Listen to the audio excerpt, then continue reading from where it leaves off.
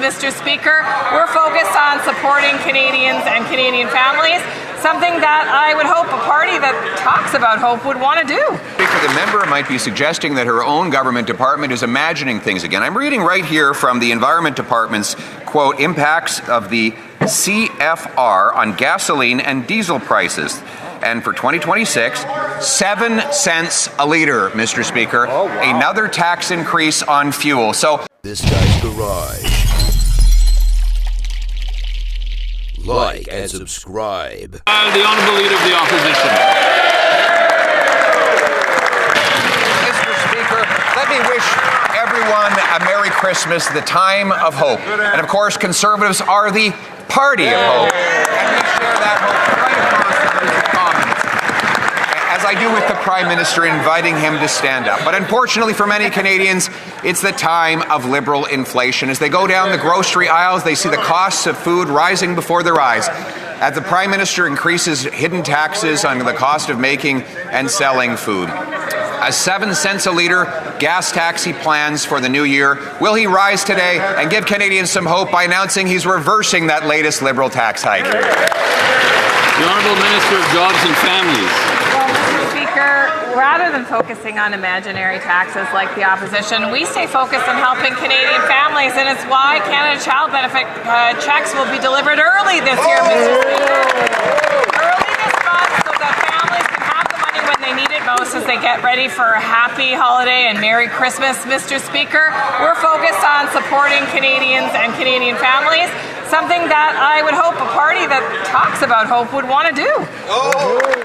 Honourable Leader of the Opposition. Mr. Speaker, the member might be suggesting that her own government department is imagining things again. I'm reading right here from the Environment Department's, quote, impacts of the CFR on gasoline and diesel prices.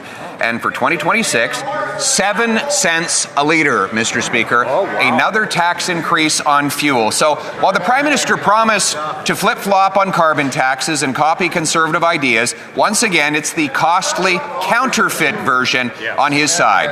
That tax will increase the cost of producing and delivering food to grocery stores. For just in time for Christmas, will he get rid of this latest Liberal tax on energy and food? The Honourable Minister of the Environment and Climate Change.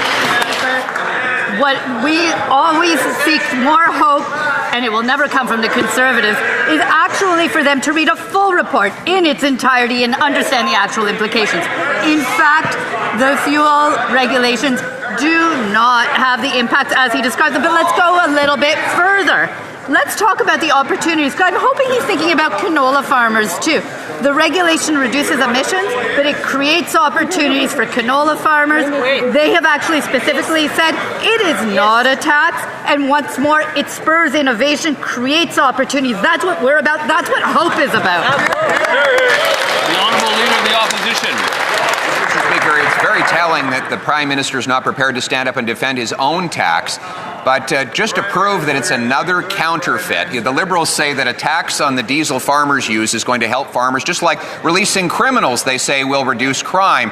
Mr. Speaker, Conservatives have been fighting to end Liberal bail for a very long time. The Liberals pretended to agree with us introducing a watered-down bail bill, but now they're blocking their own bill. Conservatives have moved 17 times to push the bail bill forward, and 17 times Liberals have blocked it, not 1 second of study at their own Justice Committee. Will they get out of the way so that we can scrap Liberal bail and bring safety by Christmas? The Honourable Government House Leader.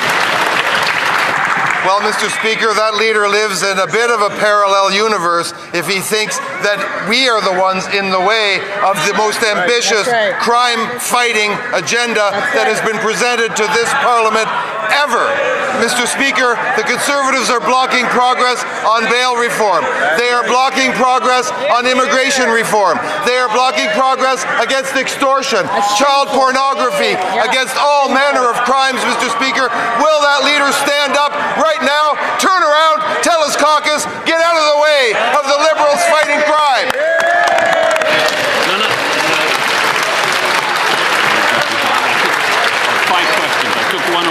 I took one question away because the Honourable Member broke a rule. We're now going to l'Honorable Député de Saint-Jean. The Honourable Member for Calgary East. Before telling Canadians to judge them by grocery prices, the Prime Minister should have removed hidden food taxes, like the industrial carbon tax, the Liberal fuel standard, and the food packaging tax. The verdict's in, and it's very expensive. An average family of four will pay an extra $1,000 in grocery costs next year.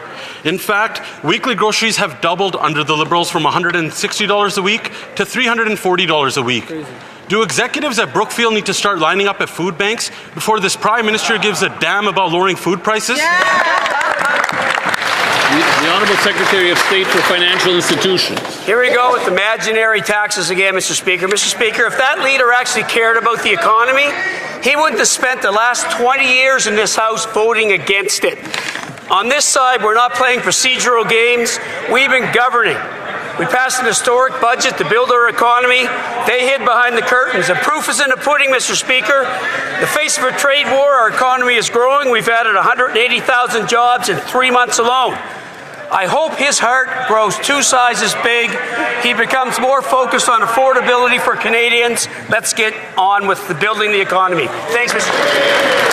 The Honourable Member for Abbotsford South Langley. Mr. Speaker, the Liberals are failing Canadians on housing. They're breaking their promise of 500,000 new homes per year, and their 4,000 bureaucracy is a mess, with their independent budget watchdog confirming it will only build 5,000 homes per year. Wow. Buyers can't buy, sellers can't sell, and builders can't build. Yet the Liberals refuse to adopt our Conservative plan to axe the GST on all new homes built under $1.3 million to boost building immediately. Why is that when the Liberals promise, things get more expensive every time and things stay same again and again? Great question. The Honourable Honourable Minister for Housing and Infrastructure. Thank you, Mr. Speaker. Well, I've got some good news to share with the House. Just this Monday, the Prime Minister and Mayor Sutcliffe announced a new partnership with the City of Ottawa. Excellent. 3,000 mixed-income affordable homes will be built across the city. And through this joint investment, the City of Ottawa will fast-track the construction of 2,000 units of mixed-income and affordable housing on federal lands. Build Canada Homes will be financing 1,000 affordable homes from the City of Ottawa's slate of projects. This is fantastic news, streamlining the approvals and getting homes built fast. The Honourable Member for Calgary Nose Hill. The Honourable Member for Calgary Nose Hill. The amount of space he takes up in your guys' head This is fall, really something. the Liberals voted against the most comprehensive immigration reforms in recent history, despite their promise to get immigration under control. Conservative proposals presented would have boosted wages and opportunities for Canadian youth by ending the temporary foreign worker program, ensuring non-citizens convicted of serious crimes like sexual assault or deported, and preventing illegal immigrants with bogus asylum claims from accessing benefits that Canadians don't get. Why is it that the more that the Liberals say they're going to change, the results are always higher costs, more crime, fewer homes, and more of the same? The Honourable Minister of Citizenship, Refugees, Immigration, Refugees and Citizenship. Thank you very much, Mr. Speaker. We have an immigration plan that is sustainable and strategic. This plan will attract the best international talent to build a strong economy. It will bring in high-level researchers to Canada. It will help us invest in recognizing foreign credentials, and it will also help us build Francophone and rural communities. We have bills C2 and C12 to protect our borders and strengthen our immigration system. I invite the opposition to support those measures. Honourable Member for Barrie South Innisfil. We found out today the Prime Minister's signature major projects office is directing Bay Street corporations, capital investors and banks to lend or second staff to the MPO, asking the companies to top up their pay. Here's how greasy this is. Banks, energy, mining companies, and Brookfield could end up with employees on the inside of the MPO, giving them the inside track and advice on projects they're working on, while these companies pay their salaries and provide lucrative bonuses. Under this scheme, just to spell this out, the Prime Minister's corporate buddies will be paying to have insiders work at the MPO. How is this ethical? The Honourable Minister responsible for Canada-US trade. Mr. Speaker. On this side of the House, we want to thank our friend for his excellent conspiracy theory work. Mr. Speaker, we think that only the Conservatives would be shocked. Only the Conservatives would be shocked that quality women and men with experience in the private sector would step forward to work with a government that's going to build Canada strong, get major projects done.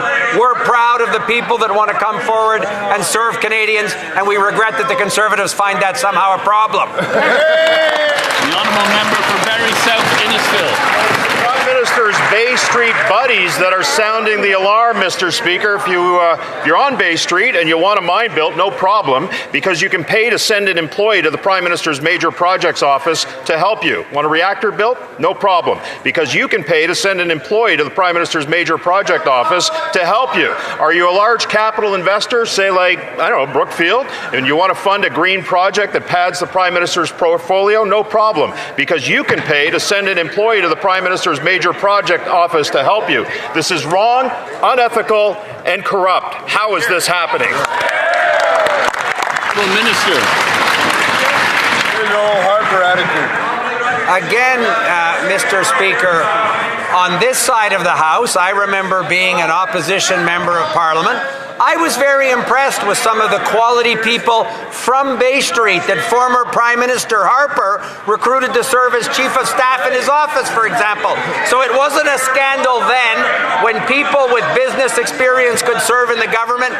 And we're proud, Mr. Speaker, we're proud that this government and this Prime Minister is able to recruit that talent to join the talented women and men in Canada's public service to get things done and to grow the Canadian economy. The honourable member for Leeds, Grenville, Thousand Islands, Rideau Lakes. While this Prime Minister and his government are looking to stack their major project office with corporate insiders and then have corporations send money to the major project office, Canadians are lined up at food banks in record numbers. Now, the firms paying those so-called top-ups to government employees are the same ones who are going to benefit from fast-track decisions made by the major project office. Why is it that the only pipeline that they're getting built is one that funnels cash from Bay Street to this Prime Minister's major project office?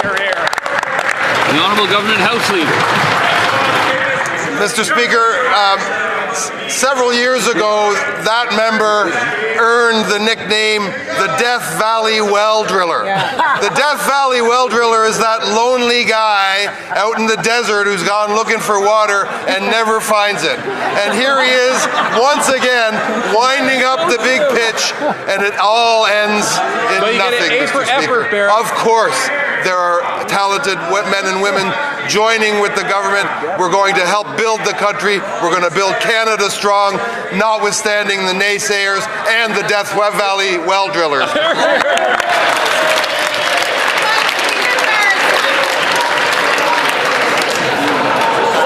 The honourable member for Leeds, Grenville, Thousand Islands, Rideau Lakes.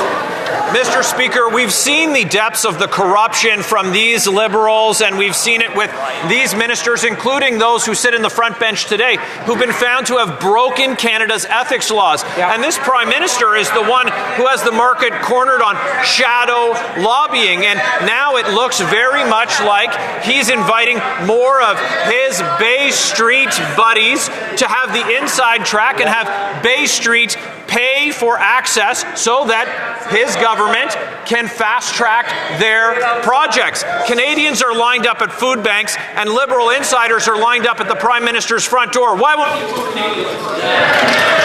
The Honourable Minister of Natural Resources. Mr. Speaker, it's easy to dream up conspiracies about everything when you've never built anything.